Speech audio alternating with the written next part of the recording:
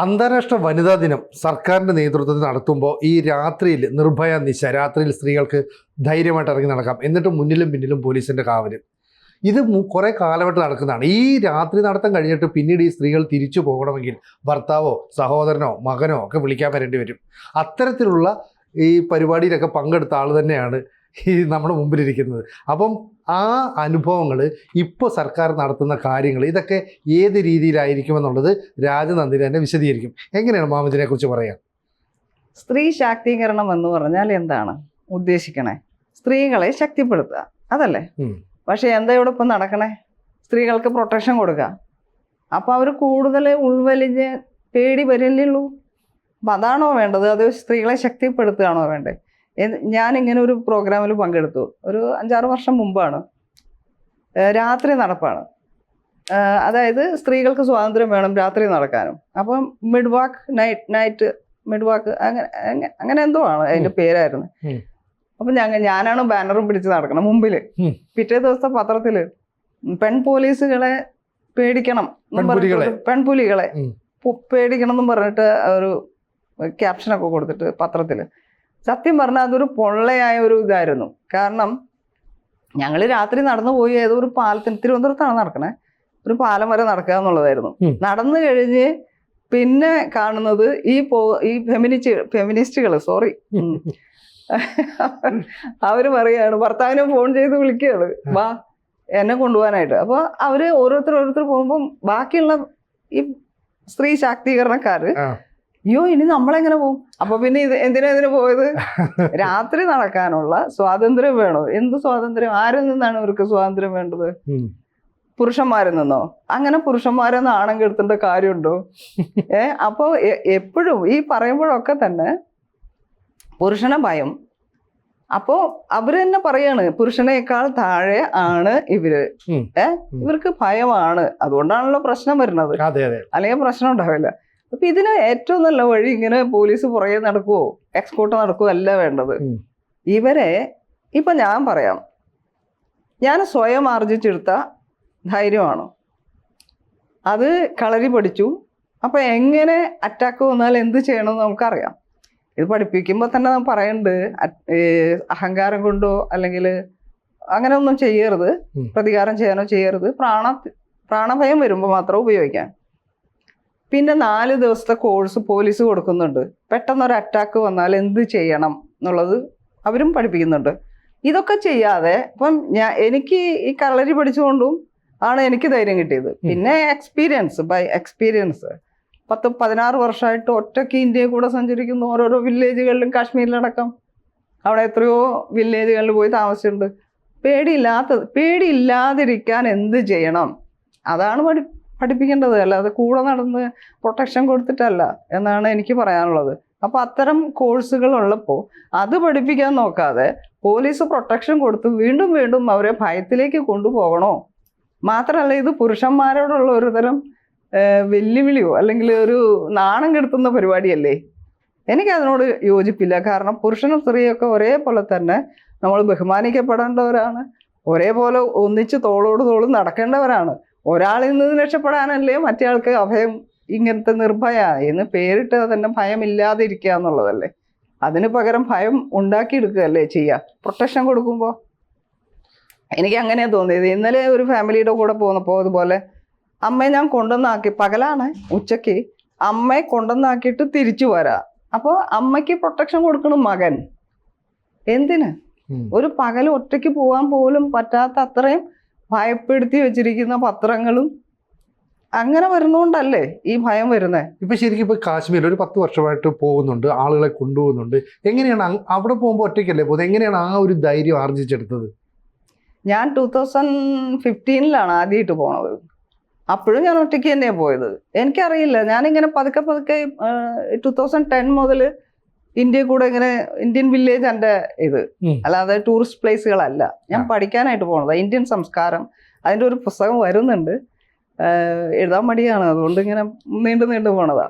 അപ്പോൾ ഈ നമ്മൾ പതിയെ ആർജിച്ചെടുക്കുന്ന ധൈര്യമാണ് വേണ്ടത്. കാശ്മീരിൽ എന്ന് പറഞ്ഞു കഴിയുമ്പോൾ എനിക്ക് തോന്നിയത്, പണ്ടത്തെ ഈ തീവ്രവാദം നടക്കുന്ന സമയത്തും ഞാൻ അവിടെ പോയിട്ടുണ്ട്.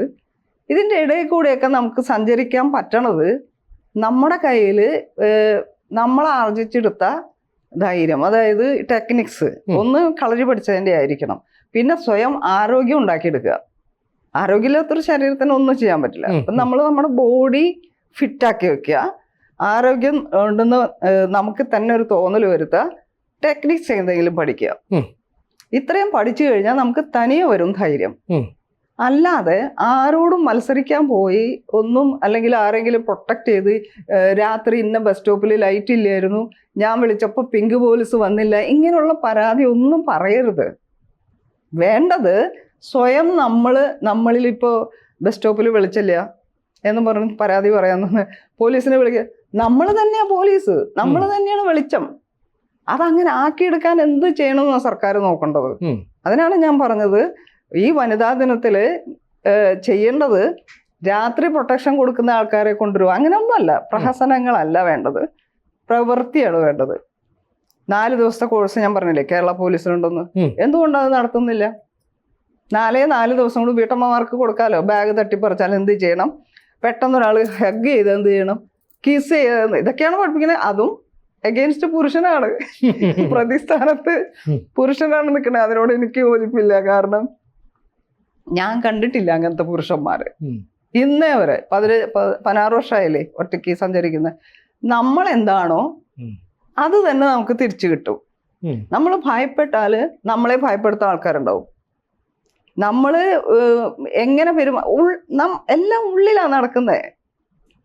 നമുക്ക് ഭയമില്ലെങ്കിൽ നമ്മളെ ആരും ഭയപ്പെടുത്തില്ല. നമുക്ക് എന്നെ ഉപദ്രവിക്കുമോ ആരെങ്കിലും എന്ന് വിചാരിച്ചാൽ നടന്നേ ഉപദ്രവിക്കും. നമ്മുടെ മുമ്പിൽ ഒരാൾ വരുമ്പോൾ, അത് പുരുഷനായിക്കോട്ടെ സ്ത്രീ ആയിക്കോട്ടെ, നമ്മൾ അവരെ പേടിക്കാതിരിക്കുക. പിന്നെ അവർക്കൊന്നും ചെയ്യാൻ തോന്നില്ല നമ്മളെ. ഇത് ഒരു തരം സൈക്കോളജിയാണ്. ഇത് അറിഞ്ഞാൽ പോരെ. എന്തിനാണ് ഈ അഭയം, പിന്നെ നിർഭയ പേരിട്ടിട്ട് അത് എത്രയോ വർഷമായിട്ട് ഇതൊക്കെ പ്രഹസനങ്ങളാണ്.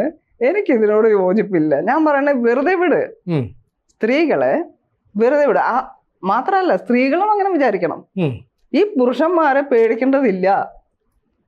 ഇവിടെ ആൾക്കാരെ പിടിക്കാൻ നടക്കുന്ന പുരുഷന്മാരല്ല ഉള്ളത്, ഈ പ്രൊട്ടക്ട് ചെയ്യുന്ന പുരുഷന്മാരെ ഞാൻ കണ്ടത്. ഇപ്പൊ ഞാൻ പറയട്ടെ, ഇപ്പൊ ഒരു ട്രെയിനിൽ പോകാന്ന് വെച്ചോ, എൻ്റെ കയ്യിൽ വലിയ ലഗേജ് ഉണ്ടെങ്കിൽ ഞാൻ പറയും, ഒന്നെടുത്ത് വെച്ച് തരുമോ, ഒരു 10 ആൾ വരും വേണമെങ്കിൽ പിടിക്കാനായിട്ട്.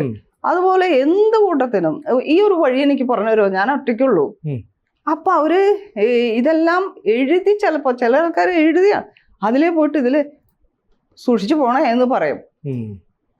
അപ്പോ ഇങ്ങനെ പ്രൊട്ടക്ട് ചെയ്യുന്ന പുരുഷന്മാരെ ഞാൻ കണ്ടിട്ടുള്ളൂ. ഉപദ്രവിച്ചു നോക്കി അങ്ങനെ ഒന്നും കണ്ടിട്ടില്ല. എന്തുകൊണ്ട്? നമ്മളിൽ നിന്ന് വരുന്ന ധൈര്യവും ആത്മവിശ്വാസവും എതിർ കക്ഷിക്ക്, അപ്പുറത്ത് നിൽക്കുന്ന ആൾക്ക് അത് ഫീൽ ചെയ്യും. ഒന്നും പറയണ്ട, നമ്മുടെ ബോഡി ലാംഗ്വേജ്, നമ്മുടെ വാക്ക്, നോട്ടം എല്ലാം അതിന് കാരണമാണ്. അപ്പൊ അത് ഉണ്ടാക്കിയെടുക്കാൻ എന്ത് ചെയ്യണം എന്നാണ് ആലോചിക്കേണ്ടത്. അല്ലാതെ രാത്രി പോലീസിനെ കിട്ടും, പിങ്ക് പോലീസിന്റെ വണ്ടി വരും എന്നൊക്കെ പറഞ്ഞാൽ അതൊക്കെ വെറുതെയാണ്. ഞാൻ പറയുന്നത്, ഇതൊന്നും സിസ്റ്റം മാറ്റുക.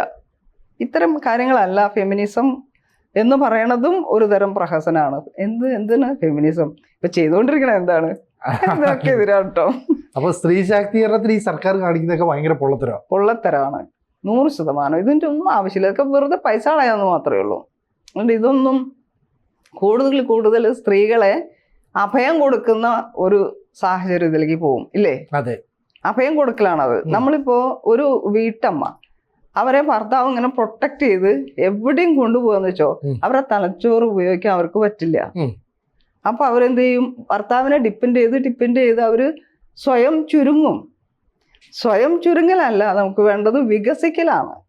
വികസിക്കുമ്പോഴാണ് ഒരു വികസിത രാജ്യമാണത്. ഇതിപ്പോ രാജ്യങ്ങളായാലും സ്റ്റേറ്റ് ആയാലും കുടുംബമായാലും എല്ലാത്തിനും വികസനം എന്ന് പറഞ്ഞാല് അത് ഇന്റേണലി വരണം, ഇവിടുന്ന് തുടങ്ങണം, എന്നാലേ അത് ശരിയാ. ഇപ്പൊ യുദ്ധങ്ങൾ തന്നെ കണ്ടില്ലേ? ഇതൊക്കെ എനിക്ക് തോന്നിയിട്ടുണ്ട്. ഈ മണ്ണപ്പം ചുട്ട് കളിക്കുന്ന കുട്ടികളുടെ കണക്കാണ് എനിക്ക് തോന്നുന്നത്. എല്ലാം ഉണ്ടാക്കി വെക്കും, എന്നിട്ട് തട്ടിക്കളയും. ഒരു ദേഷ്യത്തിന് അതങ്ങൾ കളയും, പിന്നെയും വീണ്ടും ഉണ്ടാക്കും. എന്തിനാ? ഇത് ഈ ഒരു വെളിച്ചാണ് വരേണ്ടത്. അപ്പൊ ഈ അന്താരാഷ്ട്ര വനിതാ ദിനത്തില് ഈ സ്ത്രീകൾക്ക് അല്ലെങ്കിൽ ഇങ്ങനെ നടന്ന പരിപാടിക്കൊക്കെ എതിരെ എന്തൊരു സന്ദേശമാണ് നമുക്ക് കൊടുക്കാൻ പറ്റുന്നത് ഇത്രയും നാളത്തെ എക്സ്പീരിയൻസ് വെച്ചിട്ട്? എനിക്ക് പറയാനുള്ളത് സ്വയം നിങ്ങൾ വികസിക്കുക, സ്വയം ആത്മവിശ്വാസം നേടിയെടുക്കുക, സ്വയം ആർജിച്ചെടുക്കുക. ധൈര്യമായാലും സ്നേഹമായാലും, സ്നേഹമാണ് അഖില സാരമൂഴിയിൽ, എല്ലാത്തിൻ്റെയും നിലനിൽപ്പ് സ്നേഹമാണ്.